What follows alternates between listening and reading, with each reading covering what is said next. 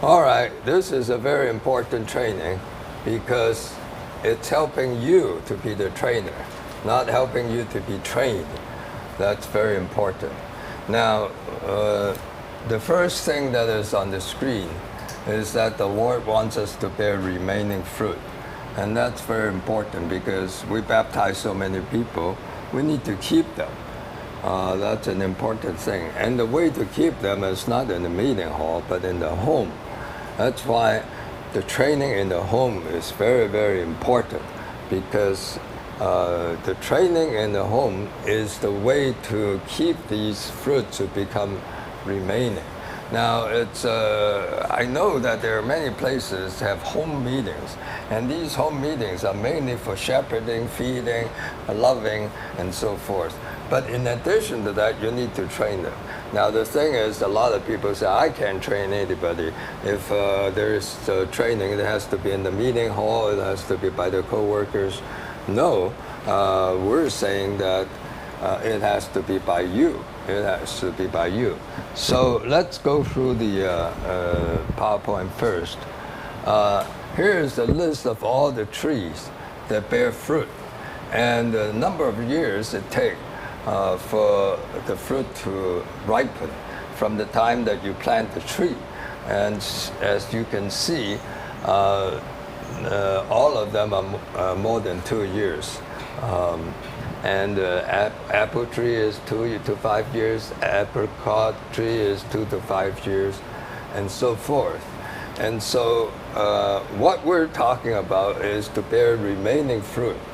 It's not just to baptize people or to contact people. You need that. But after you have your contacts, how are you going to keep them? And in the past we said, oh, bring them to the meeting. Well, bring them to the meeting is important. And this series is on bringing them to the meeting, the third series. The first series is just to teach them some basic skills so that they can be part of your group. Because when they become part of your group, they have to do what you do. Then the second thing is they have to learn to bear fruit. And each series is 12 weeks, half a year. And so, by the time that you help him to bear fruit, it has to be about a year's time before he can bear some remaining fruit. But look at the next frame. It's very important. And that is this. The first year, if you just bear one fruit, let's say a cherry, you got a cherry. And that's all you got, a cherry. But the second year, you help Jerry to get Tom. And so Jerry and Tom becomes your work the second year. And what you're doing is helping Jerry to get Tom. It's not you directly getting Tom. So the arrow is 2 arrows. So you're actually helping Jerry to get Tom. And that's perfecting people. That's very important. In the New Jersey training, we talk about the 4-dimensional church life. The first dimension is begetting, nourishing, teaching, and then prophesying. But then the second dimension is to perfect others. If we never know how to perfect others, our church life will be one-dimensional. One-dimensional has no blueprint. If you want a blueprint, at least you need 2-dimensional.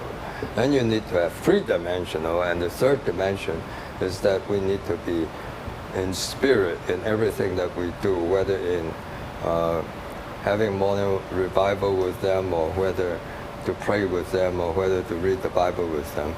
Then the fourth dimension, if you only have 3 dimensions, then yes, it's you have a real church life. But it fizzles out after three weeks. And so you need the 4th dimension, which is you need to continue steadfastly. But the important thing is you perfect them. So that is what the home training, the training in the home is about. It's helping you to perfect others. And so this person, after he get trained, next half a year later, he can become your helper.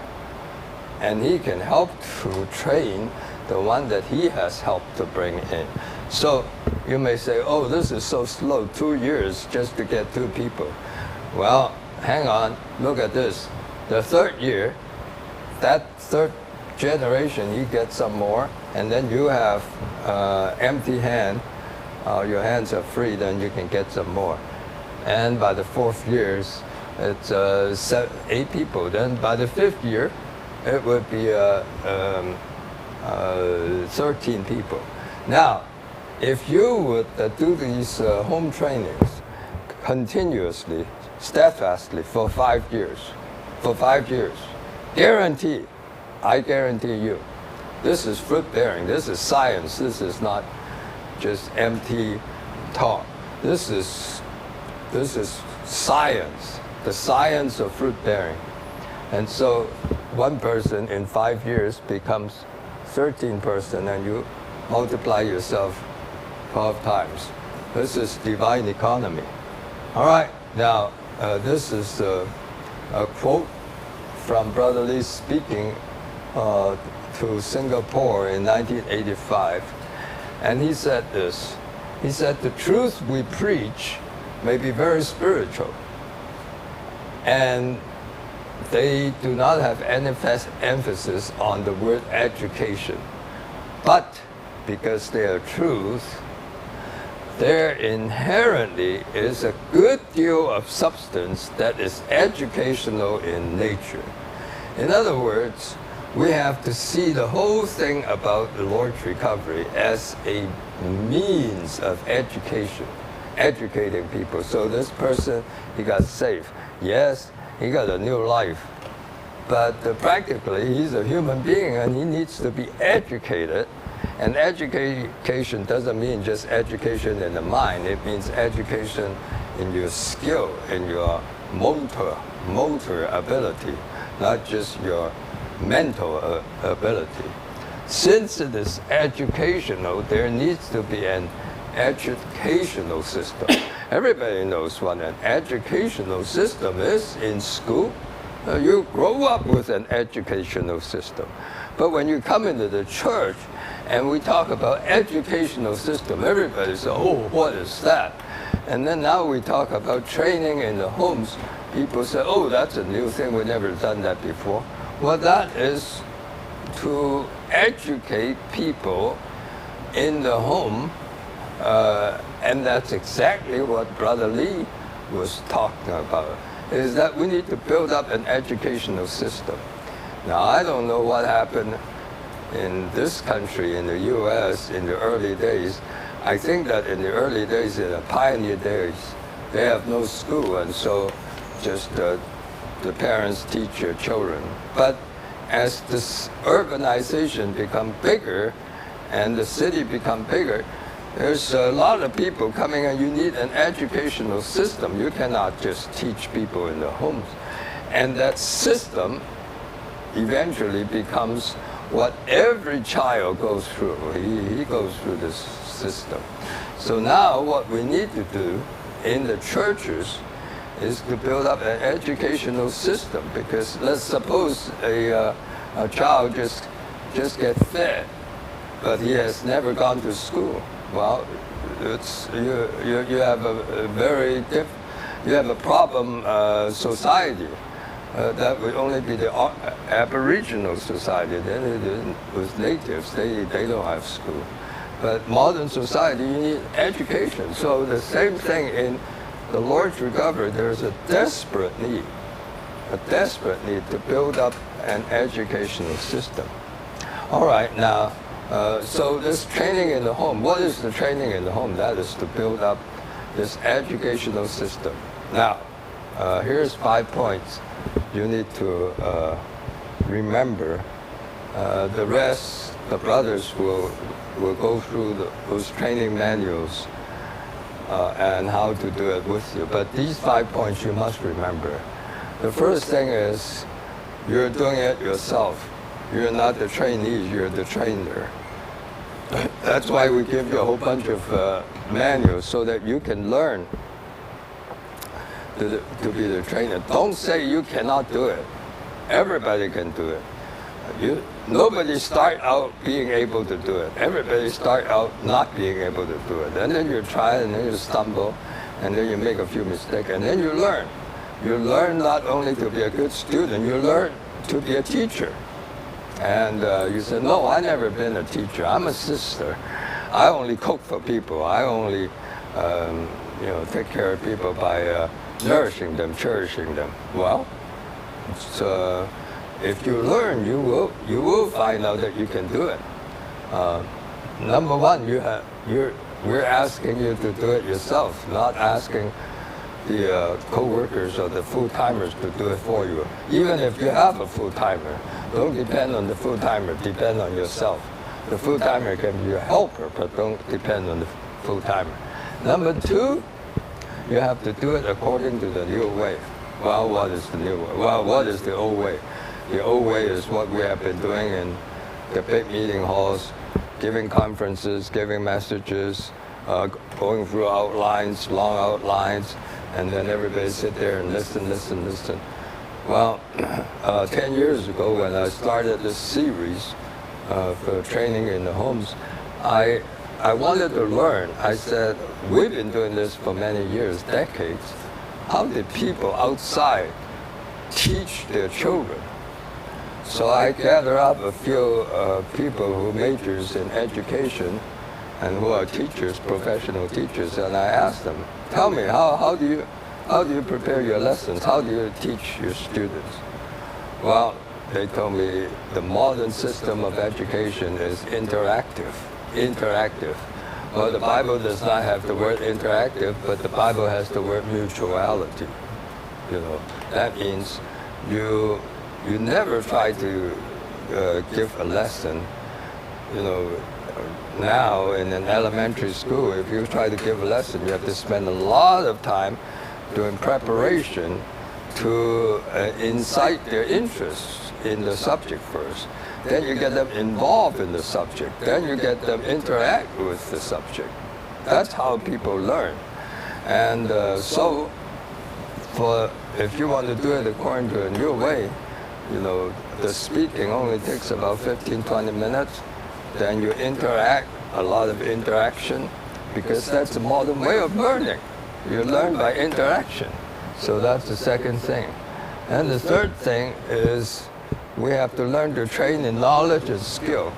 Why am I saying that? Because our training in the past is all knowledge.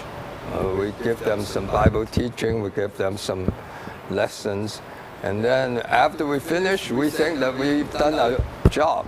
Well, when you try to teach a child to walk, it's not a matter of giving him a lesson and then leaving him alone. You have to walk with him day by day. Or you teach a child to swim, you have to swim with him day by day until he learns. Or you teach a child to play the piano, you have to play with him. Or you teach any skill, you have to do it with them. And that's why you have to have morning revival with them. You cannot just tell them you have morning revival. And you have to study the Bible with them. And then if you want them to go and preach the gospel, you have to go with them.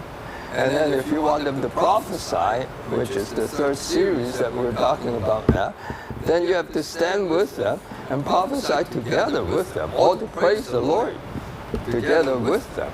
Then they learn. People learn by example. People don't learn by lectures, okay? So that's why in our physical learning process, in our physical life, we have the knowledge and we have the skill. You learn geography, history, mathematics, that's in your mind. It just help whatever has been accumulated in the last 5,000 years to get into your mind. Well, what is to teach people about the triune God? That is to get the accumulation of all the understanding of the Bible and put it into people's mind. That's what it is. That's knowledge. But in addition to knowledge, people have to learn to live the Christian life. You have to exercise your spirit. You have to pray. Some people, they never pray after 10 years. Then how can they be a proper Christian? If you never pray, you never know the joy of praying to God and calling on His name and to study the Bible. You know, that all those are skills you have to teach them step by step. And that's why we need number 4. And that is, unless you're just teaching, helping one person, like unless you're just having one child, and then you can help him. If you get 4 or 5 people, you can't. There's no way to help them to get on the proper skill. You have to have helpers. The helpers are there to, number 1, help you to remind them so that they can remind the new ones to pick up the habit and the skill day by day. And then secondly, when you have some helpers, your perfecting or whatever you're doing is a corporate effort. It's not an individual effort. Then the last thing is, a lot of people don't know about that, or they don't like that. They don't like to get commitment from the new ones. They say, oh, new ones, I made friends with him, I baptized him, and I entice him enough to come to my home meeting, and that's all I could do. It's, if the Lord be gracious, then he comes next week to the meeting. If the Lord is not gracious, then or he has some private engagements, then he doesn't come. I can't force it. I cannot force it. Well, you cannot force anything, but you can help people by selling a program to them to make them have a commitment. You can do that. And that's what we need to learn to do, is to learn to help to get commitments. You need to get commitments from the helpers. You need to get commitments from the new ones. Now, you say, what if they commit but they don't fulfill the commitment? Well, that's to be expected.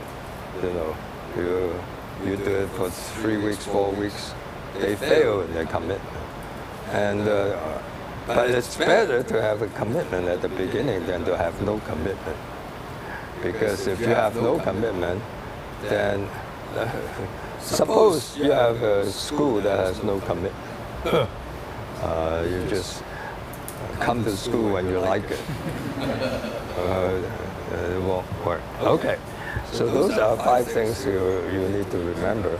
I think the brothers will go through the manual with you and then teach you step by step what to do. I hope that the Lord will bless you. I think the Lord will bless you. You know, a lot of saints are frustrated and say, oh, I can't bear remaining fruit, I can't bear remaining fruit. Well, you look at what I just showed you. You can't bear remaining fruit is because you wanted quick result.